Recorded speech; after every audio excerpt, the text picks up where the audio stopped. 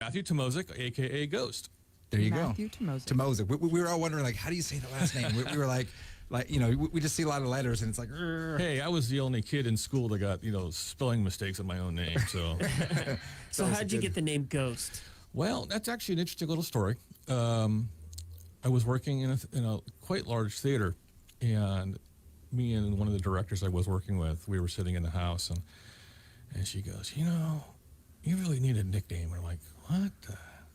She goes, well, you get around the theater just so well, and nobody sees you, nobody hears you. You just pop up everywhere and anywhere. And I'm like, yeah, okay. She goes, how about Phantom? I'm like, oh, no, I can't live up to Phantom. No, not Phantom of the Opera. No.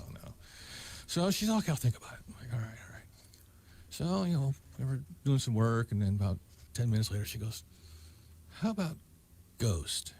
I'm like, ooh, I like that. So there it is. Nice. and it stuck. All right. So you run Garage Studio, Correct. And so I hear this buzz that you're making movies around town. Is that what I hear? That is the truth. Most of the work I do is either in the Sacramento region, Bay Area, up in the foothills. I travel wherever the money is. Oh yeah. And it's not all about the money either. But no, so I decided I was expanding my company last year, and so I put a hunt out for some scripts, and I got a script submission from Texas, and I read it. It was a short film, and the more I read it and continued to read it, it was like, oh my God, this is my home. This is where I live. So that's why the short film Can't Drive a Stick was produced and mostly shot here in Yuba Sutter.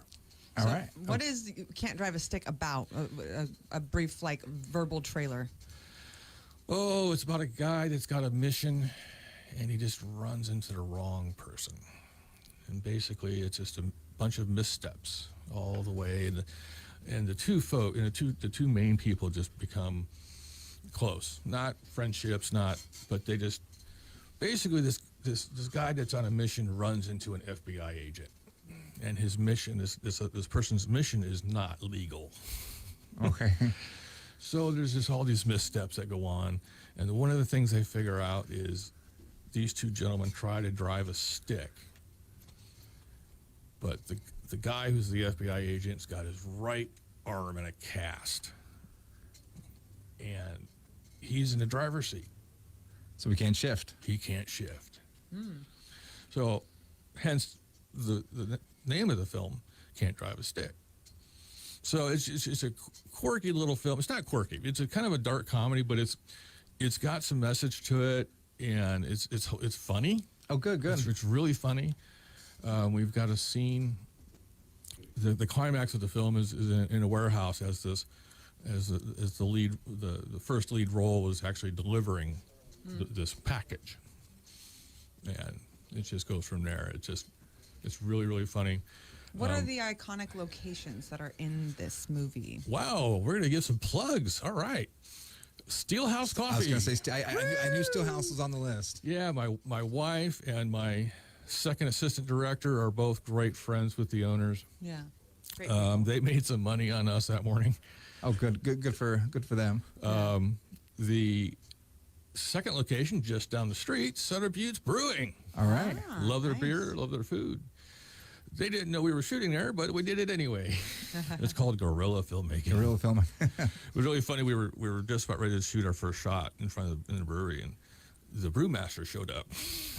Oh, hey guys. So we explained it to him, and they were like, "Oh, this is cool." We weren't in the building, but both businesses are definitely predominant. They definitely have some, there's definitely some plug going there. Like the Sutter Buttes signs. It's definitely going to be in the film, and you can't miss Steelhouse. Right. Because that's where one of the mishaps happened. Oh, awesome. Let's just say a coffee explosion. Oh, nice. Awesome. Yeah. So and we're actually, hold on, one of the locations is my home, which is not iconic. Yeah. But we're going to be filming in the Sutter Buttes. Very nice. Oh, so it's still you're still filming. You're still the Sunday that we were filming. We lost the weather. Oh. Because it was outdoors. Right. So we have a pickup day in this coming week. So when are you anticipating to release the film, and where are you releasing it to? Is it going to go to like Sundance or just private? I don't know. It's definitely going to festivals, Okay. small film festivals. See, the beauty of this particular film is the script. The script has won nearly 30 film festivals. Just the script alone. Matter of fact, Kristen Van Slyke is at a festival right now as we speak for the script. Oh. So it's kind of funny. We're doing double duty. Yeah. I'm on the radio, and she's at a film festival for the script. So we're going to definitely try to get it into as many festivals as possible. It won't make in Sundance because I've heard about Sundance, but what they want for their short films, and this is definitely not it. A good friend of mine has been working Sundance for 15 years. Oh, wow. Or more. But what the good thing is this film is actually what we call a sizzle reel or a sizzle film. This short is actually the precursor to the feature of this, Okay. which is currently being kind written. of like Napoleon Dynamite did. Yeah. Okay. Very nice. I like it. So not sure on the release date or when. Well, will you let us know when we can tell people when and Yeah. where Release. they can watch I'm hoping release will probably be in May. in May? Okay. Because right now the footage we have isn't editing; it is in post. I've got two great guys that are wonderful at editing. Matter of fact, one of them is local, right here in. Give a shout out. Yeah. Hey, Dylan Wright. Dylan Wright yeah. is a good guy. He's all around great guy, You great know filmmaker. Dylan, Gare? I know of him. Hey, the name sounds familiar, but, Yeah. but I don't know. Yeah, I feel he, like it's popped up in conversation before. Yeah. So no, he was on set with me. He was my gaffer, basically the head of lighting, really head of lighting with Sun. Huh. Yeah. But no, Dylan and I have been friends for a number of years, and I trust his nice. talents totally. So do you offer services, or can someone go and find your work? I know you're on IMBD. You sent me that, and watch some of your other work. Or do you do videography, like commercials or anything like that? Or are you mainly just a movie maker? Not just. I hate that word, just, because that simply. I can't even believe I said it. yeah, When it's my biggest pet peeve ever. What I mean is, are you? If someone wants to work with you, is there information to do that, or is that not something you really do? Well, no, I'm definitely for hire. Actually, it's not just me. Garage Studio is not just me. Right. Garage Studio is a full team of talented artists. We have writers. We have obviously producer, director, lighting, audio. Some are from the area, some are from Sacramento.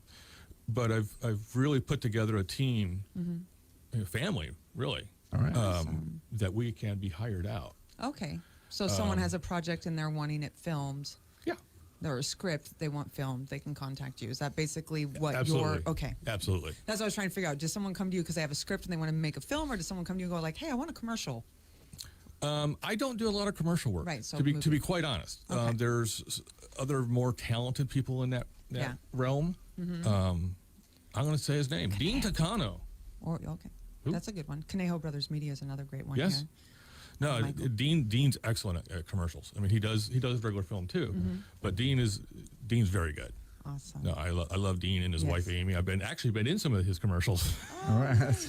So yeah, So we are down to just less than a minute. It goes by so fast, Yes, it Matthew. does. And I know you have to go to Sacramento because you're filming today? actually, I'm taking something to a studio, to the studio that I work for. Okay. The staff. I'm on the staff of BCM Films. Yeah. And we have our studios, which is Eden Studios on Very Power nice. Inn Road. Very nice.